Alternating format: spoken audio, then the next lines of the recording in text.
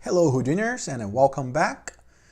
So today we're going to see how can we get an animated object and simulate on top of that a set point on time. So we have an easy setup here with this basketball. We do the usual Voronoi with the scattering point. But after we have the animation, so we can get that ball there. Could you do this with dynamics? Yes, it's going to be a couple of tries until you get the ball hitting the basket, just like in the real game. But what we want is take the ball to the point, and from there we let dynamics, the solver, take over. So let's put down here a DOP network, just the usual solver, the bullet solver. And let's see the steps we need to hand off from animation to simulation to the dynamics.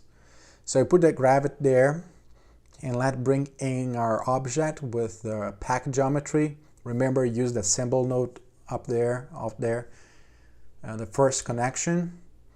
And as soon we do it, we're going to notice that simulation takes over. So the animation is gone. Simulation is get from that point on. And it's not what we want. So the way to get around this is tell the solver when the object is going to be animated and is active, and when the object is not active but animated. So we drop this wrangle node, and we put there it's not activated for the solver, so the solver is going to ignore, but it is animated. So just put these two attributes. With the wrangler you could use create an attribute also. And now it's going to be the opposite, right? The ball is going to be totally animated but not simulated. So how can I get around that? Well, in the solver itself, we need to put the transition point. So let's put here a SOP solver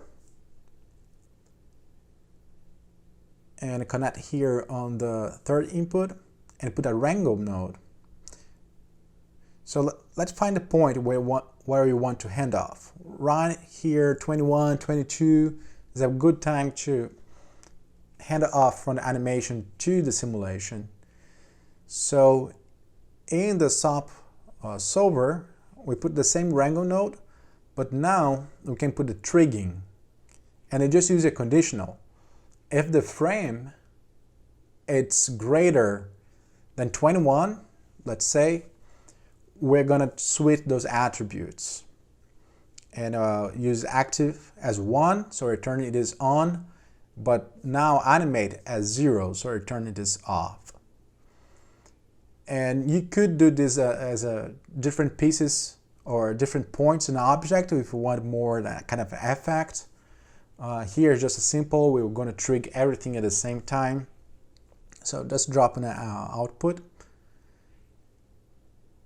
And we're good to run here. Let's go back and let's play it and see what happened.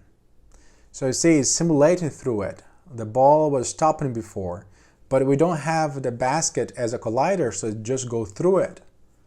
So just let's add this as a collider there and play again. Boom, awesome. We have a ball totally destroyed. And if you notice, it's a little bit odd on the way it's hitting there and exploding. It seems like it has a wall. Well, and that's correct, kind of. At least we know what's going on there. So let's take a look. There's a little trick there that you're gonna just to see what's going on. So if you dive in to the solver and go to the collider and turn on visibility, you're gonna see how the bullet actually is creating the collider there. So turn on visibility, and that's trying to simplify that complex shape in this.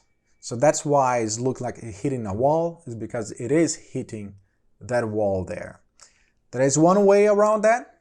And that's going to be our next tips and tricks.